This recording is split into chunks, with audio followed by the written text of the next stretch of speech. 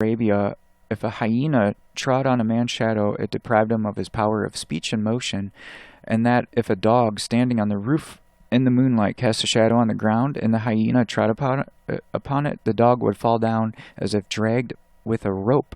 So this book goes on to talk about the belief of the reflections being the same way. The Basutos say that the crocodiles have the power of killing a man by dragging his reflection under the water.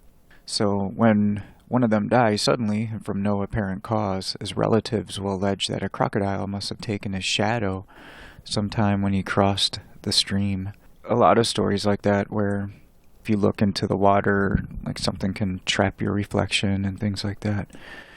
So in this book, it kind of goes to a story that it's not just shadows and reflections, but like portraits and pictures too.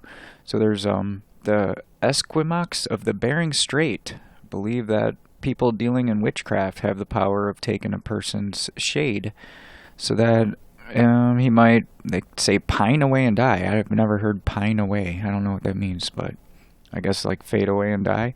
So once at a village in the lower Yukon River, an explorer had set up his camera to get a picture of all the people as they were moving about amongst their houses. While he was focusing the instrument, the headman of the village came up and insisted on peeping under the cloth. It's like one of those old-fashioned cameras where you like put your head under the blanket thing. So being allowed to do so, he gazed intently for a minute at the moving pictures on the ground glass, and then suddenly withdrew his head and bawled at the top of his voice to the people, "He has all of your shades in this box!" And a panic ensued amongst the group. In an instant, they disappeared helter-skelter into their houses. The Tepehuanes of Mexico stood in mortal terror of the camera, and 5 days' persuasion was necessary to induce them to pose for it. When at last they consented, they looked like criminals about to be executed. They believed that by photographing people, the artist could carry off their souls and devour them at his leisure moments. I like how they say leisure moments. Like, people just would devour souls at leisure moments. Like, imagine that.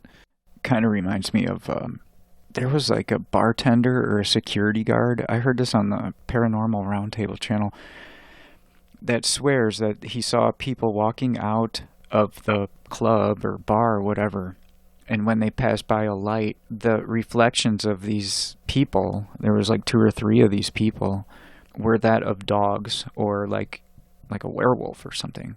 But when you looked at their physical faces, they were just like normal looking people. Getting back to the fairies, the fairies is kind of a generalized term. Leprechauns, those types of creatures can be considered fairies as well. I don't know what the actual criteria is, but some people put genies and jinn in the same thing. Jinn is the actual word for the more of the Middle Eastern, I think the Arabic idea of a spirit or like these type of fairy creatures.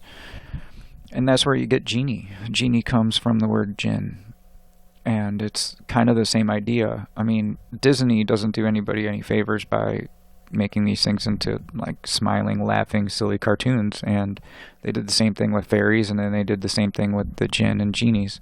The real stories would go something more like, you're not supposed to eat anything from one of these creatures if they give it to you. They seem to have some kind of innate animosity towards the average human, and they try to like befriend you, and to the point of getting you to eat something. And if you eat something, there's never been any kind of report of what happens. Some of the guesses are you might wake up like hundreds of years later and not know who you are anymore, like erase your memory.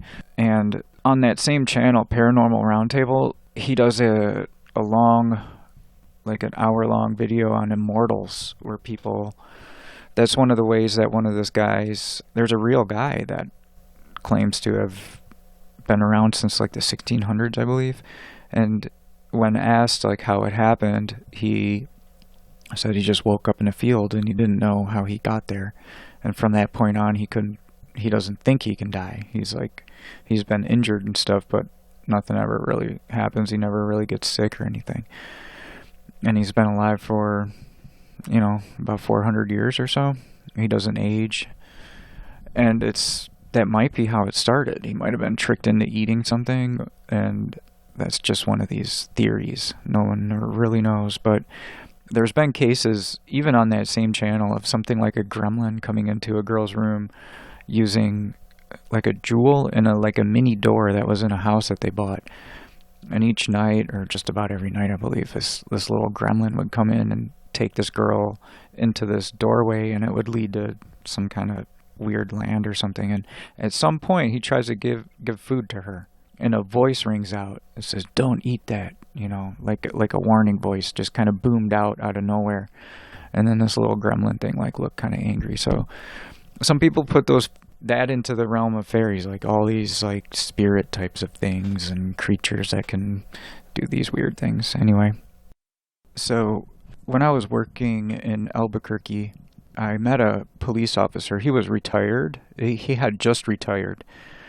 He was injured in an altercation, and at some point we were working a job together. So naturally you start talking and stuff, and somewhere along the line we ended up talking about, like flying saucers, UFOs, crazy things like that.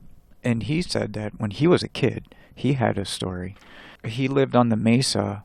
The mesa, it literally means table, but it's Albuquerque is shaped like a big bowl, right? So you got the mountains on one side. Albuquerque dips down like a big bowl, and on the other side it kind of goes up again, and it's called the mesa. And on top of the mesa, he was saying that's where I don't know if it was like a farm, but he made it sound like it was a house kind of out by its like lonesomeness. So he tells me he was a kid, and he went outside for some reason, like out on the porch or out on the patio one evening. And he said that the whole sky was totally, completely clear, except for one little tiny cloud that was right above his house and nothing else. And he said it even looked low in the air. And to him, he said it just seemed really, really weird. So he goes inside of the house, and he pulls, I don't know if it was his brother. I want to say it was like his older brother. He grabbed like his brother and pulled him out to the patio. And he points up and he says, "Look at that weird cloud." And like right when he started to say cloud, it just, boom, he said it flew like thousands of miles an hour all the way over the mountains and just disappeared. So it literally went all the way across the town, like from one side of Albuquerque to the other and over the mountains. He said it was like in an instant, like a tenth of a second or something. It just, boom, just took off. It was like that was not a cloud. So that's pretty wild. You get a lot of stories. I think just about everybody has a story, something strange around Albuquerque and all those areas, all those cities around there. I might even put up another one, and kind of has to do with some travelers and stuff that went through New Mexico and came across some high strangeness, you'd say. But I'd like to thank everybody for checking out the podcast. Check out the RSS feed. You can copy that and put it in your favorite app and never miss an episode. I'm also on Amazon Podcasts. I'm on Stitcher Podcasts. The show is also being uploaded to BitChute and YouTube and Spotify. I'd like to thank my first Patreon, Roxy. My Patreon is patreon.com/ParadoxWalk. The music is Downbeat 88. The opening track is called The Dark, and the ending track is called Moment of Peace. I hope everybody's doing well. Have a good day. Bye.